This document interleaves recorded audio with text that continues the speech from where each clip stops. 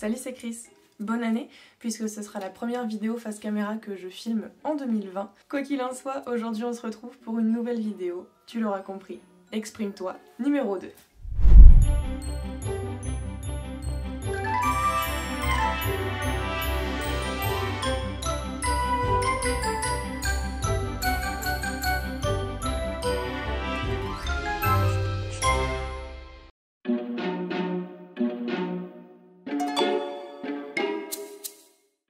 Alors, toucher le pactole, ça veut dire gagner une grosse somme d'argent ou devenir très riche très rapidement.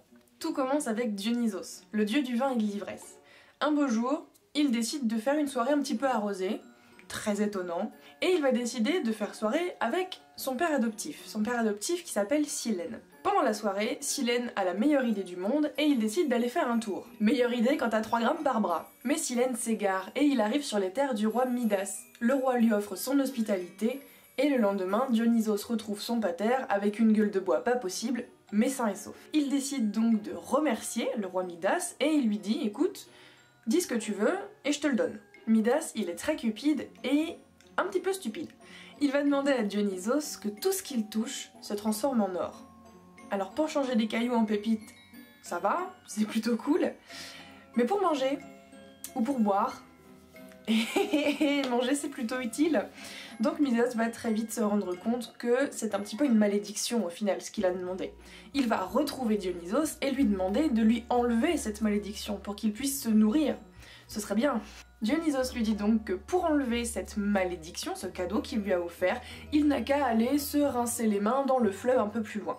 Midas va y aller, il va se rincer les mains dans ce fleuve et à partir de ce moment-là, ce fleuve va fourmiller de paillettes d'or. Il existe toujours aujourd'hui, il a été connu et reconnu dans son histoire pour son orpaillage, donc la recherche de l'or, et ce fleuve s'appelle le Pactole.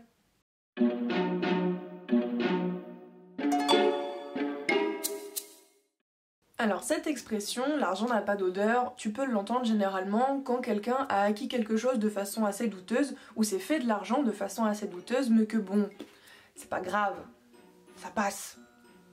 C'est de l'empereur Vespasien que nous vient cette expression, et Vespasien c'est l'empereur qui a succédé à l'empereur Néron, qu'on connaît peut-être de nom.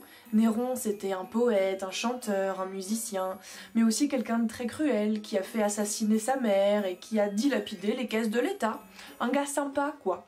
Donc Vespasien arrive après toutes ces péripéties, les caisses de l'État sont vides et il faut les renflouer. Il décide donc de lever des taxes sur tout et n'importe quoi.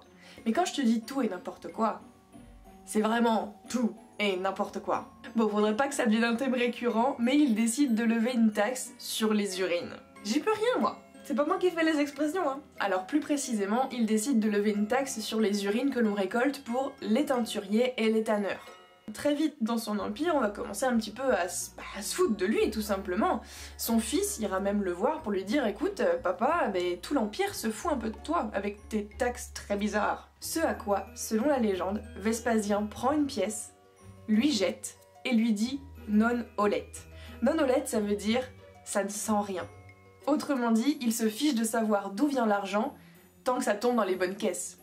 D'ailleurs, petit fun fact, si tu es parisien ou parisienne, même si je pense que ces messieurs seront peut-être plus avertis que mesdemoiselles, aujourd'hui on appelle toujours les urinoirs parisiens les Vespasiennes, en l'honneur à cet empereur un peu chelou et à cette taxe assez insolite. Donc je te laisse, monsieur parisien, ou si un jour tu vas à Paris, partager cette anecdote avec ton voisin d'urinoir. Ça peut faire des conversations plutôt sympas.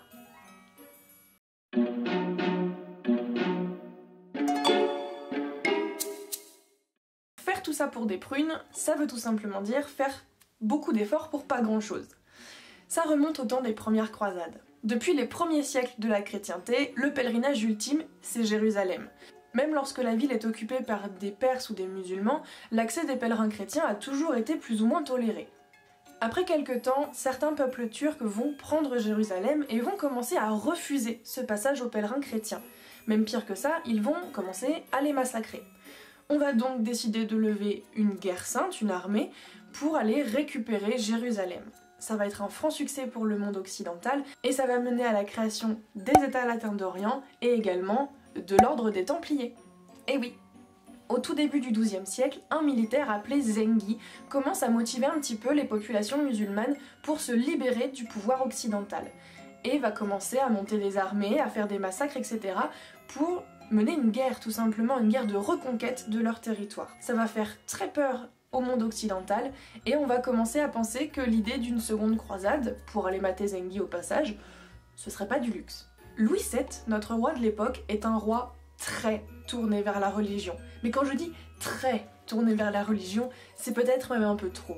Sa femme, Aliénor d'Aquitaine, va même jusqu'à dire qu'elle aurait épousé un moine. Ça veut dire ce que ça veut dire. Et à cette période-là, Louis VII, il a quelques petits trucs sur la conscience. Si tu veux connaître les dramas de l'époque, je te laisse t'intéresser à l'histoire de Vitry-le-Brûlé. Il a des choses à se faire pardonner, Louis VII. Donc on arrive à un stade où, pour lui, la seconde croisade, elle l'arrange militairement, mais aussi parce qu'il veut aller jusqu'à Jérusalem et se faire pardonner tout ce qu'il a fait. On va donc lancer la seconde croisade. Mais Louis VII, il en a un petit peu rien à faire de Zengi au final. Souviens-toi, il est très religieux, trop religieux peut-être même pour l'idée de cette croisade. Il va donc aller jusqu'à Jérusalem et puis au bout d'un moment, ben voilà, le pèlerinage il est fait, on est venu pour faire une croisade, on est venu pour se battre. Donc qui est-ce qu'on pourrait bien aller embêter dans le coin? La ville de Damas. Pourquoi pas? C'est surtout pourquoi, la vraie question, parce que la ville de Damas n'a rien demandé.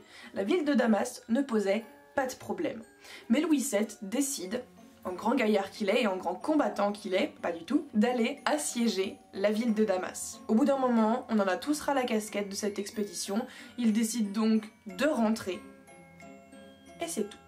Ils ne rentreront pas avec des grands trésors, avec beaucoup d'argent comme la première croisade, ils rentreront avec des pruniers de Damas, puisque c'est un petit peu la spécialité de la région. Et donc forcément, dans le royaume, on va commencer à se ficher un petit peu de lui et à se dire que le roi a lancé une croisade pour des prunes, au sens littéral du terme. Et c'est vrai que c'est quand même un petit peu ridicule entre guillemets de faire les 400 coups juste pour ramener des fruits quoi. Mais attends. Ça y est, c'est la fin de cette vidéo, j'espère qu'elle t'a plu. Si tu connais quelqu'un qui utilise une de ces expressions, ou même les trois, si je fais un triplet gagnant, n'hésite pas à lui partager, à l'identifier voilà, sous la vidéo ou quoi que ce soit. N'hésite pas non plus à me laisser en commentaire des expressions que tu voudrais que j'explique, des expressions que tu connais. Ça me ferait très plaisir. N'hésite pas non plus à lâcher un petit like et à t'abonner à ma chaîne si c'est pas déjà fait. Et moi je te dis à la prochaine. Salut!